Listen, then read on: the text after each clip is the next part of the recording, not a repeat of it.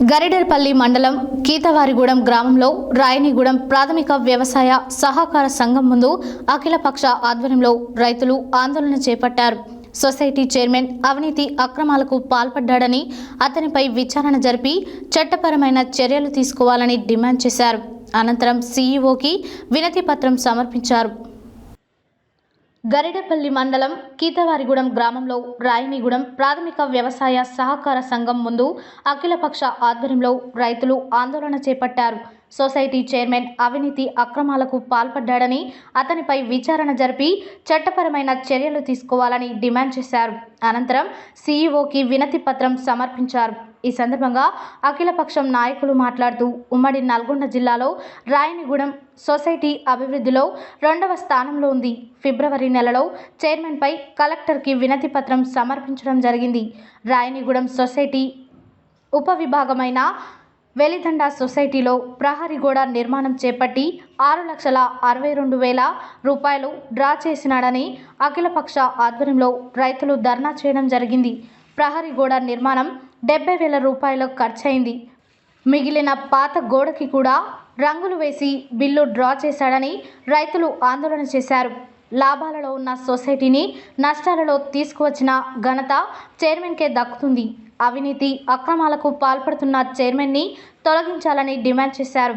ఈ సందర్భంగా సీఈఓ వివరణ ఇస్తూ ఫిబ్రవరి నెలలో అఖిలపక్ష ఆధ్వర్యంలో కలెక్టర్కి వినతి పత్రం సమర్పించారు.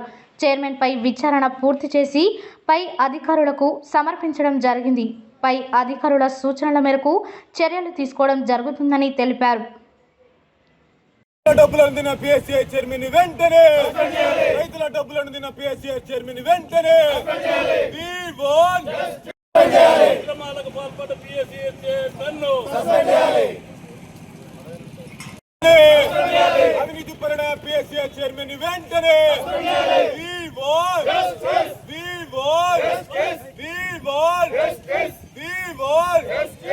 రైతుల డబ్బులను తిన్న పిఎస్సిఐ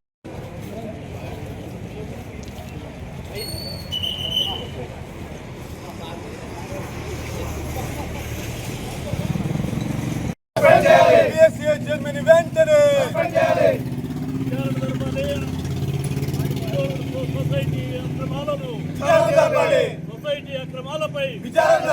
సొసైటీ అక్రమాలపై పోతే పోయిన సర్పంచులకు అందరికీ వాళ్ళు ఛార్జీలు ఇచ్చి పంపించారు. మళ్ళీ వీడికి వచ్చి ఇక్కడ సొసైటీలో ఛార్జీ డ్రా చేసిండు. ఇక్కడ సొసైటీలో ఇది నిజమా కాదా క్రిప్టో వాళ్ళు ప్రతి సంవత్సరం చేసేపోతారు. ఇది నిజమా కాదో శివ చెప్పాలి. అదే పోతే మన గోడౌన్ కట్టించారు.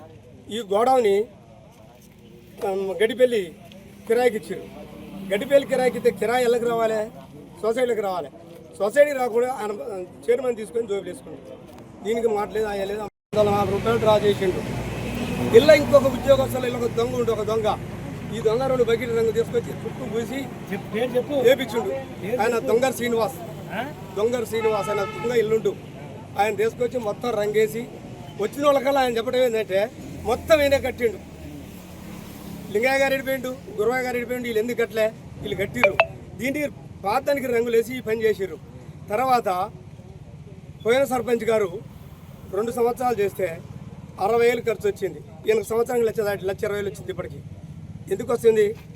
మొత్తం తగిలి ఎవరిని తీసుకొచ్చి వాళ్ళని తీసుకొచ్చి భూవాలు పెట్ట ఖర్చులు రాయాలి. లేకపోతే ఖర్చులు రాకపోతే వాళ్ళు పాపం వీళ్ళకి కూడా నడువు లేని ఉద్యోగస్తులు ఊగని వంగిపోతారు. ఏదైనా గట్టికి వెళ్తానిస్తే ఏముంది ఏది ఏమంటే అది ఇస్తారు. ఈ సొసైటీ ఇప్పుడు నష్టమైన జిల్లాల మొత్తం మన 5 జిల్లాల 2వ ర్యాంకులో సొసైటీ ఇవాళ 3 ఉందో 6 ఉందో తెలియదు. ఇది ఉండదో తెలియదు. ఎలబట్టి వద్దని ఇది 44 జీవో పనికిరాదు.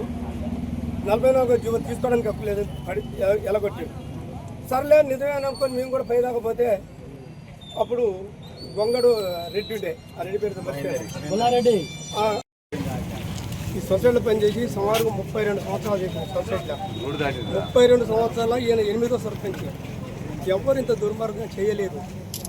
కట్టింది గోడ 44 అడుగులు గోడ కట్టింది. దానికి అయింది 20 కట్టలు సిమెంటు, 20 కట్టాల సిమెంటు, 30 టిప్పుల మట్టి, 16,00,000 16,000 సుతారికి ఇచ్చిండు. 2,000 పెట్టి రంగు తీసుకొచ్చి వెనకాల రంగు తీసుకుని వేసినాం. ఇది మొత్తం కలిస్తే మూడపిల్లం కట్టుకుంటే 50,000 అయింది.